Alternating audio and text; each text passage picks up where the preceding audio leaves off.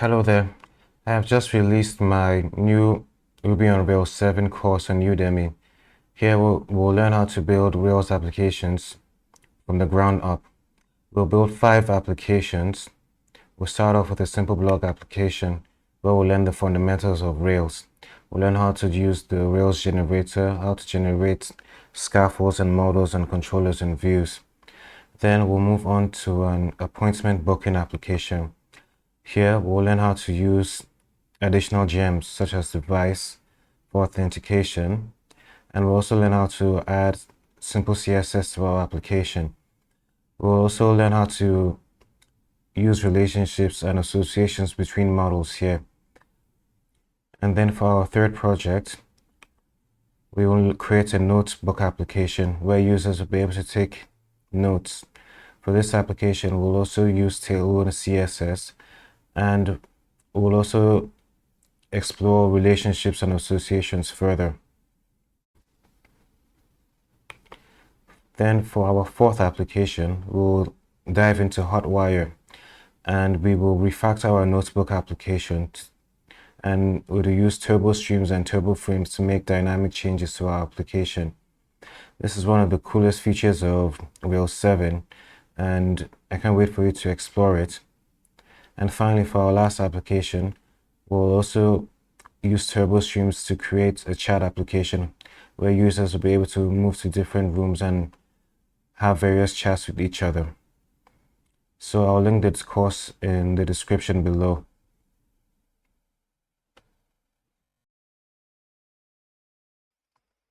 Today, we'll implement TimetableJs in our Rails application.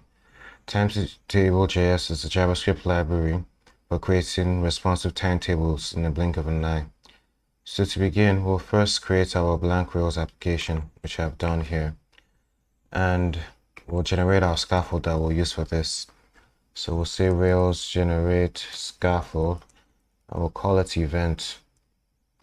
And the event will have a name of type string. The event will also have a location of type string. We'll have start time of type date time and end time of type date time.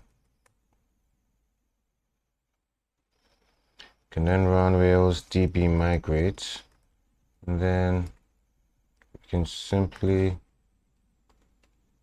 quickly update our routes. So now that we have done this, the next step is to install TimetableJS. And if you look at the documentation here, it says we can use Bower to install it. But they also provide a demo application right here, of which we can simply use the CDN. So if I right click and click on view page source, I can simply come here. I can get the CSS for it, and also the JavaScript for it. So we can just simply copy this, head over to application.html.erb, and in our head, you can simply say, change this to HTML to make this faster. Simply say link CSS, paste our CSS, the first one. Similar here.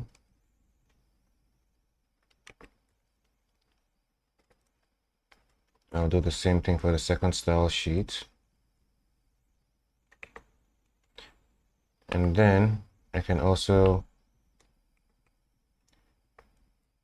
get a link to the JavaScript library from CDN. And I paste it in also here. And so for this application, we'll also be using request.js to make some requests to our application. So if you come here and Google request.js, you can go to the GitHub page for it.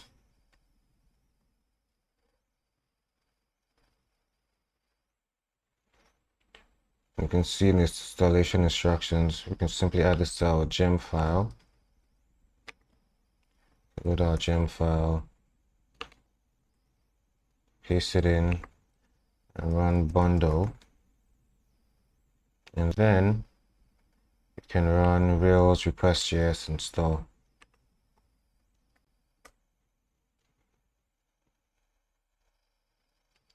There we go. So we can start up our server now using Rails serve.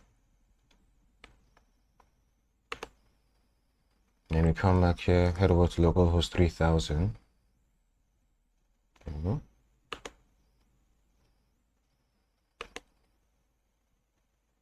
There should be not routes, it should be events, plural. And there we go. So in our index page for events, we'll simply wrap this in our data controller. I will call this one hello. We'll just use the default controller. So div data controller, and we can close this here. So if we look at the documentation and we scroll down, it says that we'll need a div with a class of timetable. So we'll just simply copy this and paste it here. Then we can head over to our hello controller, and we don't need this here. So in our hello controller, we can start by saying constant timetable is equal to new timetable, and then you can set the scope for the timetable using set scope. I'll just say 9.2. And then timetable, we can then add our locations that we want to use in our timetable. So you can add different places. You can say add locations.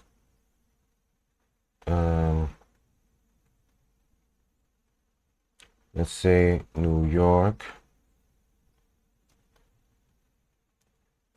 United Kingdom. We'll just use these two for now.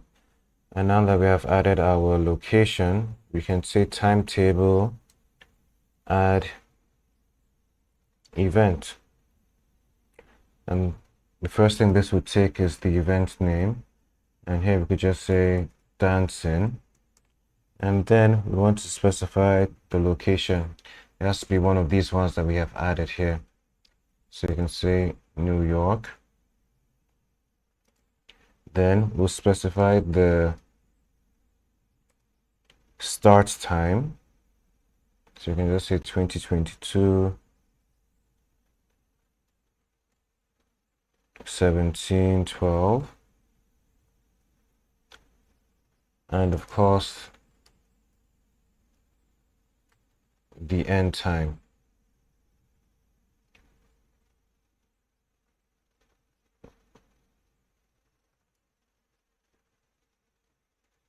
Now that we have done that, what remains for us to do is to simply render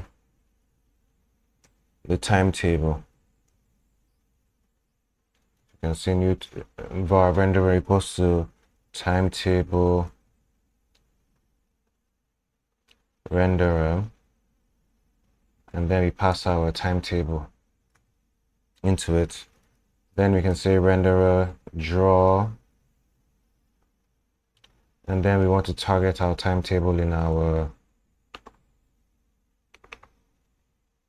index page. So with that, we can come back here, refresh. There we go. Our timetable is showing up here with our first item, our dancing for New York, with the time that we specified. So we come back here. We can also do the same thing for, let's say, watching movies.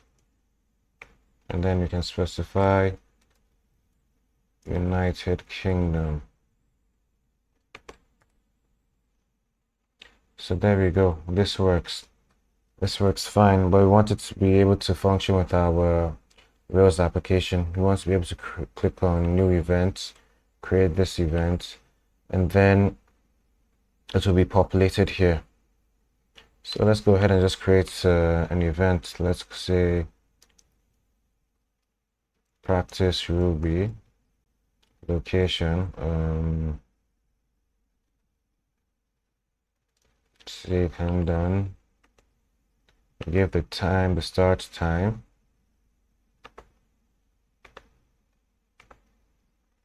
The end time. So we've created our first event. And if we navigate to events.json, you can see we have our JSON data here, which we can use in our JavaScript file. So we'll use request.js to get this, our JSON information, our JSON data. So we say import get from at Rails request.js. Now that we've done that, we'll define a method that we can use to get the data. So we say async get, let's say get data.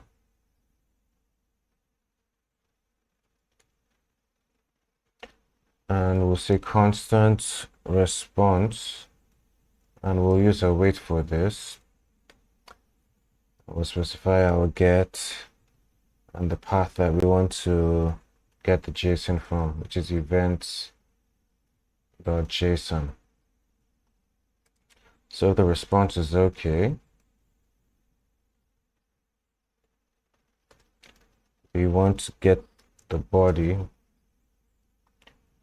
and we want to parse it. So we say json.parse await response.text. And now that we've done this here, you can say console.log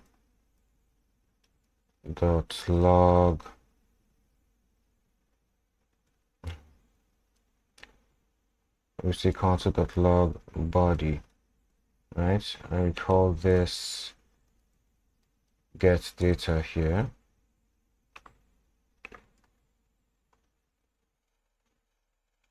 You can see our data is returned. So we have the name of practicing Ruby location Hendon. So if we want to, we can iterate over this.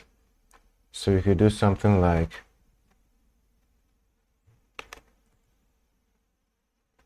body.each, rather for each.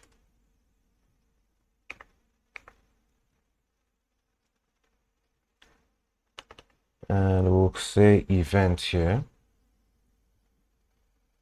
You can come here and say, okay, since we are going over each element in the body in the array, let's say console, let's see what it has. Let's say console.log events.name. All right, we come back here. The name is practicing Ruby for the first one we created.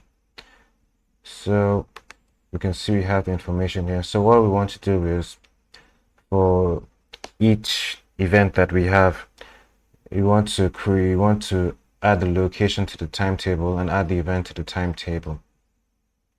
So it means we have to refactor our code just a bit.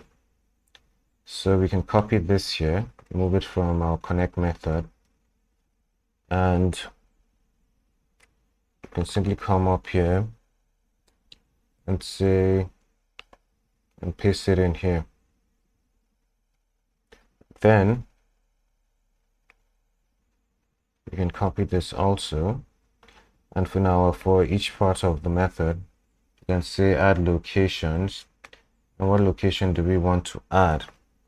Well, we want to add the event.location. And then we also want to add the event, so we can copy this here.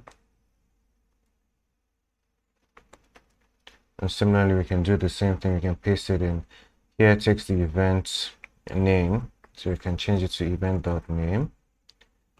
This takes location, you can say event.location. This is the start time, so you can say event.start time, and this takes the end time, so you can say event.end time. Right, and then we can copy this out here.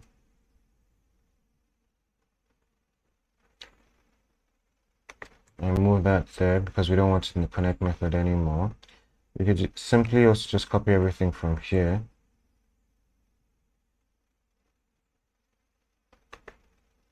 and paste it in here and save it. So if we come back here and we refresh, oh, we have a little error here.